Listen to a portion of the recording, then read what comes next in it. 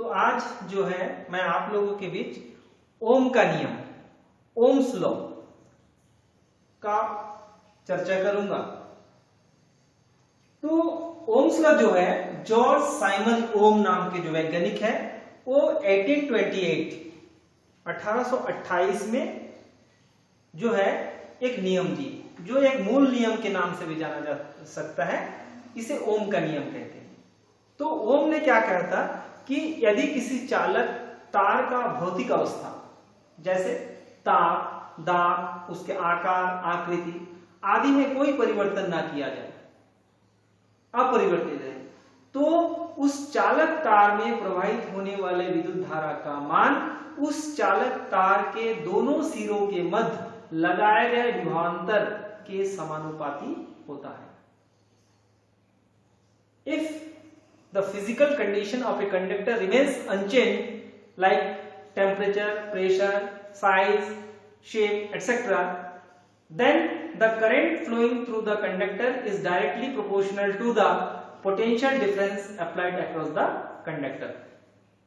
अगर कोई चालक तार है या कोई कंडक्टर है, कोई चालक है, और इस चालक तार के मध्य अगर कोई विभवांतर V लगा दे, इसके मध्य जो है विभवांतर V लगा दे, और जिससे क्या है विद्युत धारा I प्रवाहित होने लगे, तो V प्रोपोर्शनल टू I। विभवांतर V लगाने पर, अगर पोटेंशियल डिफरेंस V लगाने के बाद अगर उसमें विद्युत धारा I प्रवाहित होने लगे तो V प्रोपोर्शनल टू I। जैसे V प्रोपोर्शनल टू I मतलब I का जो मान है वो पोटेंशियल डिफरेंस के प्रोपोर्शनली होगा। जैसे आप सिंपल सा एग्जांपल आप ले सकते हैं, अगर आप एक टॉर्च में एक सेल से विद्युत मतलब टॉर्च को जलाते हैं तो देखेंगे रोशनी कम होता है। क्यों? क्योंकि एक सेल में करंट कम मिलता है। उसी प्रकार जब आप दूसरा सेल, तीसरा सेल जोड़ देते जाते हैं, 3 सेल का, 4 सेल का अगर कोई टॉर्च है तो देखेंगे उसमें ज्यादा रोशनी होती है। क्यों? क्योंकि उसमें पोटेंशियल डिफरेंस बढ़ते जाता है। मतलब एक सेल अगर 1.5 वोल्ट का है, 1.5 का है, तो 3 में क्या हो जाएगा 4.5 वोल्ट। तो 4.5 वोल्ट में करंट का वैल्यू क्या होता है, बढ़ जाता है, जिसके कारण वहां से जो रोशनी अपने को मिलता है उस बल्ब से तो ज्यादा मिलता है। तो same way when the potential difference is increases, the value of current also increases. That means V proportional to I, V is equal to, इसलिए क्या हो जाएगा RI। V is equal to RI। जब भी हम प्रोपोर्शनल को हटाते हैं तो एक प्रोपोर्शनलिटी कांस्टेंट आता है, तो यहाँ पर प्रोपोर्शनलिटी कांस्टेंट क्या होता है, R है। R यहाँ पर प्रोपोर्शनलिटी कांस्टेंट है। ये R जो है प्रोपोर्शनलिटी कांस्टेंट है, समानुपातिक नियतांक है, प्रोपोर्शनलिटी कांस्टेंट, प्रोपोर्शनलिटी कांस्टेंट। तो ये प्रोपोर्शनलिटी कांस्टेंट है, समानुपातिक नियतांक है, और इसका जो मान है वो साइज पर, शेप पर, है ना, साइज, शेप और टेम्परेचर, लेंथ, ये सब पर डिपेंड करता है इसका वैल्यू, या इसका नेचर, ये सारे चीज पर डिपेंड करता है कि जो R का वैल्यू होता है वो उसके साइज पर, शेप पर, टेम्परेचर पर और उसके नेचर पर डिपेंड करता है। कौन? किसका वैल्यू? R का value. So R is equal to क्या हो जाएगा, V upon I। That means the ratio of potential difference to the current is always constant, that is R। It is called resistance. This proportionality constant actually known as resistance of the conductor. किसी भी चालक का प्रतिरोध को R से दर्शाते हैं।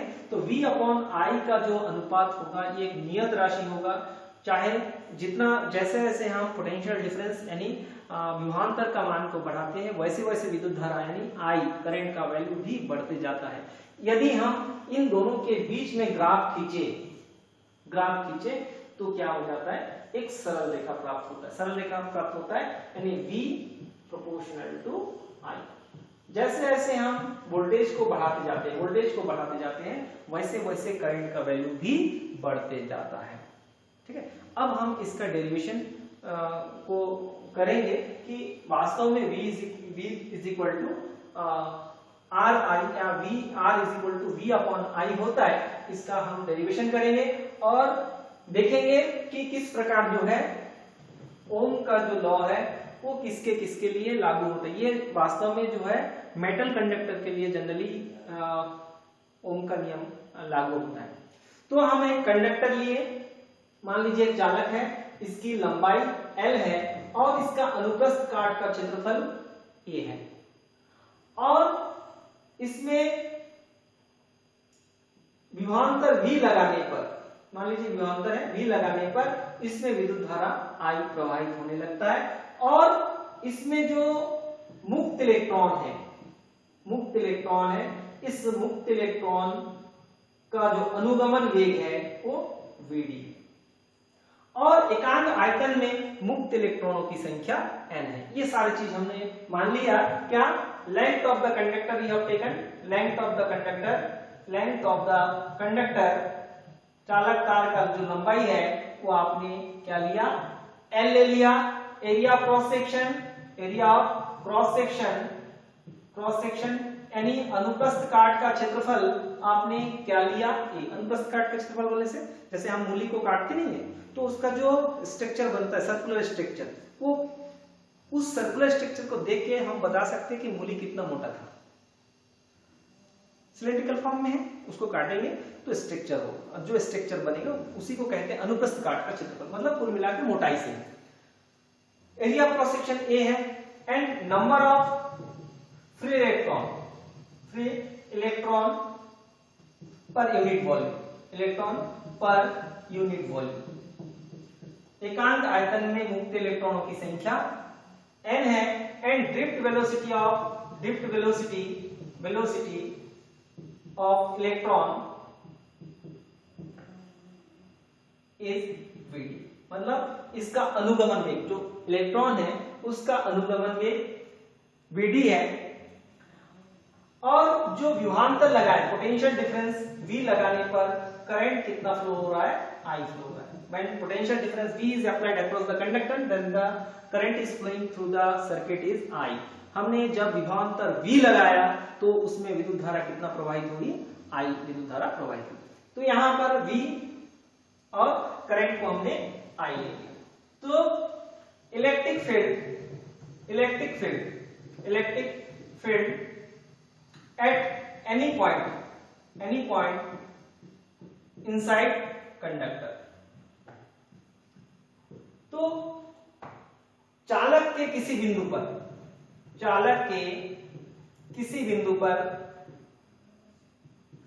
विद्युत क्षेत्र की तीव्रता, तो किसी बिंदु पर विद्युत क्षेत्र की तीव्रता क्या हो जाएगा, E is equal to V by L। Formula होता है E is equal to V by L। अब इलेक्ट्रॉन पर लगने वाला बल,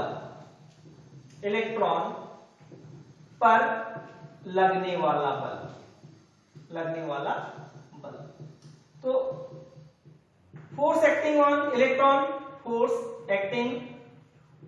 इलेक्ट्रॉन कितना हो जाएगा, F is equal to E into E। जो फार्मूला है, क्योंकि F इज इक्वल टू क्या फार्मूला होता है, Q into E, E is equal to F by Q0, मतलब electric field is equal to force upon charge. तो force is equal to charge into electric field. तो charge यहाँ पर क्या है, इलेक्ट्रॉन का चार्ज कितना है, E है और इलेक्ट्रिक फील्ड का E है, तो क्या हो जाएगा F is equal to E V upon L। Now from Newton second law of motion, Newton second law क्या कहता है, Newton second law of motion F is equal to ma, Newton का द्वितीय नियम से F is equal to ma, where m is mass of electron. m क्या है, mass of electron आपने क्या लिया, m, mass of electron m, तो a इज इक्वल टू क्या हो जाएगा, F by m। m is mass of electron का द्रव्यमान को आपने m लिया, तो a इज इक्वल टू क्या हो जाएगा, F बोलने से E V अपॉन ml। अब अगर जो इलेक्ट्रॉन है उस इलेक्ट्रॉन का अनुगमन वेग Vd हो, अनुगमन वेग यानी drift velocity of the electron is Vd, then drift velocity, if drift velocity is Vd, drift velocity अनुगमन वेग Vd हो, देन फार्मूला क्या है, v is equal to u plus at, from v is equal to u plus at। v क्या है, अंतिम वेग, ये क्या है, प्रारंभिक वेग, ये क्या है, त्वरण, और t क्या है, समय। तो यहां पर u जो होगा इस परिप्रेक्ष्य में कि average thermal velocity is always zero, u क्या हो जाएगा, जीरो होगा। ये क्या है, उसका एक्सीलरेशन है, त्वरण है, और t के जगह पर क्या हो जाएगा, टाउ, रिलैक्सेशन टाइम। तो इसलिए क्या हो जाएगा, यहां पर Vd is equal to 0 plus a into tau.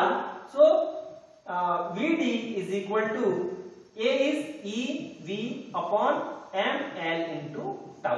Tau जो है रिलैक्सेशन टाइम, रिलैक्सेशन टाइम बोलने से दो क्रमागत टक्करों के बीच के जो समय अंतराल है उसको क्या कहते हैं, relaxation time. The time interval between two successive collision is called relaxation time. जैसे मान लीजिए लाइन से आप लोग क्लास में एक बेंच के बाद लास्ट तक बैठे रहते हैं, तो अपने को अगर लास्ट तक जाना है और मैं मान लीजिए पहले बेंच के विद्यार्थी को छूते हुए फिर दूसरे को छूता हूं, फिर तीसरे को छूता हूं, तो पहले और दूसरे, पहले को छूने के बाद दूसरे को जब छूता हूं तो उसके बीच कुछ समय मुझे लगेगा, दूसरे से तीसरे को छूने में कुछ समय लगेगा, इस समय को क्या बोलेंगे, रिलैक्सेशन टाइम। तो same way when the electrons are moving, जैसे इलेक्ट्रॉन यहां मूव करता है तो यहां पर बीच में पॉजिटिव आयंस रहता है, तो पॉजिटिव आयन को टकराने के लिए जो क्रमागत समय अंतराल लगेगा एक से दूसरे, मतलब एक से टकराया उसके बाद अगले को टकराने के बीच जो समय लगेगा उसी को क्या कहते हैं, रिलैक्सेशन टाइम। तो रिलैक्सेशन टाइम, तो यहां पर क्या हो जाएगा, Vd यहां पर आपको मिल गया, but we know that I is equal to NEA/Vd। हम जानते हैं ये रिलेशनशिप हमने प्रूव किया है कि अनुगमन वेग और विद्युत धारा के बीच जो संबंध होता है I is equal to NEA/Vd होता है। Vd का वैल्यू रखने पर तो I is equal to NEA, Vd के value EV upon ML into tau. V को यहां पर रख देते हैं, यहां पर रख देते हैं, और I को इधर ले आते हैं तो इसके डिवाइड हो जाएगा, यहां जाके यहां V अपॉन I, M यहां पर आकर के मल्टीप्लाई हो जाएगा, M मल्टीप्लाई हो जाएगा, और M E into E square, tau भी नीचे आ जाएगा, L यहां पर ऊपर चला जाएगा, और ये क्या हो जाएगा, नीचे आ जाएगा, M N square tau L by L। M क्या है, mass of electron, mass of electron, but M upon N E square tau L by A is equal to R। M mass of electron, mass of electron क्या होता है, 9.1 into 10 inverse 31 kg। N क्या है, number of electron per unit volume. तो किसी भी चालक के लिए number of electron per unit volume क्या रहता है, वो कांस्टेंट होता है। जैसे आप एल्यूमिनियम लिए उसमें नंबर ऑफ इलेक्ट्रॉन कांस्टेंट होगा, आप कॉपर लिए उसका number of electron per unit volume वो भी कांस्टेंट होगा, so that will be constant. Tau relaxation time, अगर टेम्परेचर कांस्टेंट रहा तो रिलैक्सेशन टाइम भी क्या रहेगा, कांस्टेंट रहेगा। एल क्योंकि आपने शुरू में ले लिया है कि physical condition constant, that means उसका लंबाई कांस्टेंट हो, उसका मोटाई भी, अनुप्रस्थ काट का क्षेत्रफल एरिया क्रॉस सेक्शन वो भी कांस्टेंट है, so you are taking another constant that is constant. So therefore V upon I is equal to R, और यही क्या है, ओम्स लॉ है, that means V is directly proportional to I, और आप इसी को लिख सकते हो V is equal to RI या V is proportional to I। तो यही क्या है, ओम का नियम है जो ये बताता है जैसे जैसे पोटेंशियल डिफरेंस को आप बढ़ाते जाएंगे वैसे वैसे करंट का जो वैल्यू है वो भी बढ़ते जाएगा, विद्युत धारा का मान बढ़ते जाएगा। जैसे जैसे विभवांतर का मान बढ़ाते हैं वैसे वैसे विद्युत धारा का मान भी बढ़ते जाता है।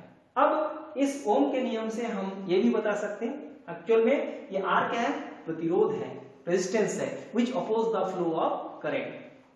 ठीक है, तो ये जो है R क्या है, किसी चालक का प्रतिरोध है, और ये प्रतिरोध आप इस फार्मूले से भी देख करके बता सकते हैं कि प्रतिरोध किन किन कारकों पर निर्भर करता है। तो R प्रोपोर्शनल टू, देखिए R प्रोपोर्शनल टू L, दूसरा R प्रोपोर्शनल टू 1/A, फिर क्या है R प्रोपोर्शनल टू यहां पर 1/N and R proportional to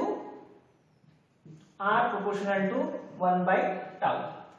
ये चार चीज पर निर्भर करता है। पहले लंबाई पर, यदि किसी चालक तार की लंबाई को बढ़ा दे तो प्रतिरोध का मान बढ़ जाएगा। यहां तक ओम्स का नियम है। अब ये प्रतिरोध है, इसका प्रतिरोध किन किन कारकों पर निर्भर करता है, आपने ये जो फार्मूला लिया इसी का आधार पर बता सकते हैं प्रतिरोध किन किन कारकों पर निर्भर करता है। जैसे लंबाई पर, लंबाई बढ़ाने पर उसका प्रतिरोध बढ़ेगा, अनुप्रस्थ काट के क्षेत्रफल पर, एरिया क्रॉस सेक्शन पर, यदि एरिया क्रॉस सेक्शन को बढ़ा देंगे तो रेजिस्टेंस कम हो जाएगा। जैसे आपको पतले जो तार होगा उसका रेजिस्टेंस ज्यादा होगा, मोटे तार का प्रतिरोध कम होगा, रेजिस्टेंस कम होगा। Inversely proportional to number of electron per unit volume, अगर मुक्त इलेक्ट्रॉनों की संख्या, फ्री इलेक्ट्रॉनों की संख्या जिसमें ज्यादा होता है उसका रेजिस्टेंस कम होता है। जनरली जो सिल्वर होता है उसका number of electron per unit volume सबसे ज्यादा होता है, इसीलिए उसका रेजिस्टेंस सबसे कम होता है। एंड रिलैक्सेशन टाइम, रिलैक्सेशन क्या है, जब टेम्परेचर को बढ़ाते हैं तो ड्रिफ्ट वेलोसिटी बढ़ जाता है, जब ड्रिफ्ट वेलोसिटी बढ़ जाता है तो रिलैक्सेशन टाइम कम हो जाता है, और रिलैक्सेशन टाइम कम हो गया मतलब रेजिस्टेंस बढ़ जाता है। तो टेम्परेचर बढ़ाने पर किसी भी कंडक्टर का रेजिस्टेंस भी बढ़ता है। तो ये चार पर निर्भर करता है। आप ऐसे ही इसको समझ सकते हैं कि प्रतिरोध किन किन कारकों पर निर्भर करता है। सिंपल आप समझिए, आपके डेली लाइफ से फिजिक्स को जोड़िए। जैसे मान लीजिए आपको जगदलपुर से 5 किलोमीटर दूर तक जाना है, और जगदलपुर से आपको 300 किलोमीटर तक दूर जाना है, तो उस समय आपको तकलीफ किसमें होगी, 5 किलोमीटर जाने में या 300 किलोमीटर जाने में? 300 किलोमीटर जाने में। क्यों? क्योंकि 300 किलोमीटर का लेंथ ज्यादा है, अवरोध ज्यादा है, जर्क ज्यादा है, डिस्टेंस ज्यादा है। ठीक उसी प्रकार इलेक्ट्रॉन को भी ज्यादा दूर जाने में तकलीफ होती है, इसलिए वहां पर उसका प्रतिरोध भी ज्यादा होगी। ठीक उसी प्रकार एरिया क्रॉस सेक्शन, आप अगर मोटरसाइकिल चलाते हैं या ट्रक चलाते हैं या बस चलाते हैं, जो भी चलाते हैं, तो आप देखेंगे आप अगर मान लीजिए पतली गली है और उसमें आपको मोटरसाइकिल को चलाना है और चौड़ी रोड है, मोटरसाइकिल को चलाने में आपको चौड़ी रोड में आसानी होगी, जबकि पतली रोड में आपको तकलीफ होगी। ठीक उसी प्रकार इलेक्ट्रॉन को भी पतले तार में जाने के लिए तकलीफ लगता है, जबकि मोटे तार में उसको जाने में कम तकलीफ होता है, मतलब कम प्रतिरोध होगा। तो ठीक उसी प्रकार यहाँ पर अगर चालक तार का मोटाई ज्यादा हो, एरिया क्रॉस सेक्शन ज्यादा हो, तो वो आसानी से उसमें से होकर फ्लो हो सकता है। फिर मुक्त इलेक्ट्रॉनों की संख्या अधिक होगी, ज्यादा से ज्यादा इलेक्ट्रॉन, तो आवेश प्रवाह की दर को विद्युत धारा कहते हैं। अगर मुक्त इलेक्ट्रॉन होगा तो अधिक से अधिक प्रवाहित होगी, तो इसलिए वहां पर विद्युत धारा का मान ज्यादा होगी, यानी प्रतिरोध वहां पर कम होगी। तो ये सारे पॉइंट्स था। आप इस डेरिवेशन को फिर से एक बार स्क्रीनशॉट लेकर के फिर से कर सकते हैं। Thank you very much.